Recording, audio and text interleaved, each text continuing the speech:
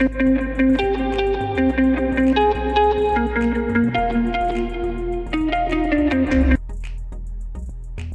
اللہ الرحمن الرحیم. ناظرین کرام، آپ دیکھ رہے ہیں یوٹیوب چینل ذوق پرواز اور میں ہوں جعفر الحسن پروگرام تبصرہ کے ساتھ. آج کے پروگرام تبصرہ کے لیے ہم نے روزنامہ اوصاف میں تحریر کردہ معروف کالم نگار، تجزیہ نگار جناب آغا مسعود حسین کے کالم کو منتخب کیا ہے. میں ذاتی طور پہ یہ جانتا ہوں کہ آغا مسعود حسین ایک محب وطن اور پررجائیت صحافی ہیں. میں نے انہیں کبھی قنوطیت کا شکار ہوتے نہیں دیکھا، لیکن اس کالم کے انتخاب کا سبب ان کے کالم کے اندر موجود کچھ ایسے جملے ہیں جو میرے جیسے طالب علم کے لیے انتہائی پریشان کن ثابت ہوئے. آغا صاحب نے اپنے کالم میں وجہ طور پر بڑا انفارمیٹیو کالم ہے کہ کورونا نے ساری دنیا میں، جس کا موضوع ہے کہ کورونا اور پاکستان کی اکانومی، کہ ساری دنیا کو کورونا نے نہ صرف اکانومی کے حوالے سے متاثر کیا بلکہ تہذیب و تمدن اور دیگر امور کے حوالے سے بھی بہت زیادہ متاثر کیا ہے. اکانومی کی شرح ہمارے ہاں مائنس میں چلی گئی ہے، یعنی وہ لکھتے ہیں کہ 72 سال میں پہلی مرتبہ پاکستان کی اکانومی اس حد تک گر گئی ہے کہ اب اس کی شرح نمو میں اضافہ کرنا جوئے شیر لانے کے مترادف ہے. کورونا سے قبل غربت کی شرح 30% تھی، جو اب بڑھ کر 40% ہو گئی ہے، جو کہ انتہائی تشویشناک ہے. یہ تمام چیزیں تو اپنی جگہ پر یقینی طور پر ایک اتنی بڑی پینڈیمک میں نے ساری دنیا کی بڑی بڑی معیشتوں کو ڈھیر کر دیا ہے اور وہ اپنے مسائل کو سلجھانے کے لیے پریشان ہے. تو پاکستان کی تو صورتحال جو ہے وہ پہلے ہی کوئی بہت زیادہ معقول نہیں تھی، لیکن اس کے ساتھ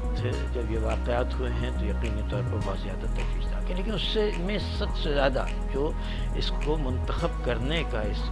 موضوع کے اوپر، ان کے اس کالم کے اوپر گفتگو کرنے کا ایک سبب ہے، وہ یہ کہ اتنے جہاں دیدہ اور دور رس نگاہیں رکھنے والا اور گہرائی سے چیزوں کا تجزیہ کرنے والے نے لکھا ہے کہ پاکستان کے سیاستدانوں کی صورتحال یہ ہے کہ سب سے زیادہ کرپشن انہوں نے کیا ہے. پارلیمنٹ کے بارے میں وہ یہ لکھتے ہیں کہ پارلیمنٹ میں پارلیمنٹرین کی صورتحال ایسی لگتی ہے کہ وہ کسی چوراہے کے اوپر کھڑے ہو کر چورن بیچ رہے ہیں. اور اس میں سب سے زیادہ معنی خیز جو بات ہے وہ یہ کہ وہ ایسا چورن بیچ رہے ہیں جس میں درد دل کی دوا کے سوا ہر قسم کی دوا موجود ہے. یہ ایک انتہائی ان کے کردار کے حوالے سے مایوس کن جملہ ہے. اس کے آگے آغا صاحب لکھتے ہیں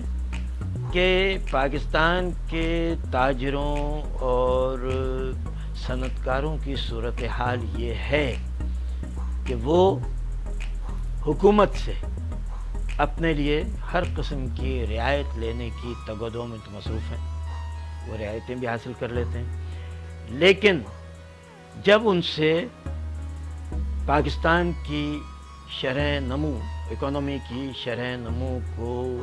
امپروو کرنے کے لیے، اس کو آگے بڑھانے کے لیے، پاکستان کی معیشت کو مضبوط کرنے کے لیے کوئی بات کی جاتی ہے تو نہ صرف یہ کہ وہ غیر سنجیدہ نظر آتے ہیں، اس کو پوری سنجیدگی کے ساتھ وہ محسوس نہیں کرتے. اور اس کے آگے جو انہوں نے ایک جملہ لکھا ہے کہ کوئی ایسی صورتحال ان میں نظر نہیں آتی جو کہ ایک محب وطن پاکستانی کے دل میں جو بات ہونا چاہیے اور جو اس کے عمل سے ظاہر ہوتی ہے. میں اس کالم کو بہت بہت بہت گہرائی کے ساتھ ایک طالب علم کی حیثیت سے دیکھ رہا ہوں کہ ایک ایسا شخص کہ جو ہمیشہ چیزوں کو مثبت انداز میں دیکھنے کا عادی ہو، جس کی پاکستانیت کسی بھی شک و شبہ سے بالا تر ہو اور جو ہر طرح بہتری کی صورتحال کی جانب جو ہے وہ لے جانے کی بات کرتا ہو، آج وہ خود بھی اس مقام کے اوپر پہنچ گئے کہ وہ صنعتکاروں کے لیے، تاجروں کے لیے اور سیاستدانوں کے لیے، پارلیمنٹرینز کے لیے اس نوعیت کی صورتحال، اس نوعیت کے جملے ادا کرنے اور خیالات پیش کرنے پر مجبور ہو گئے۔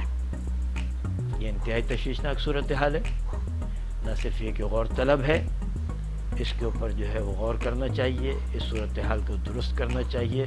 اور میں سمجھتا ہوں کہ پارلیمنٹرینز کو، تاجروں کو اور صنعتکاروں کو ان جملوں کو محسوس کرتے ہوئے، سمجھتے ہوئے اپنے رویوں کو درست کرنے کی کوشش کرنا چاہیے۔ آپ کا بہت شکریہ۔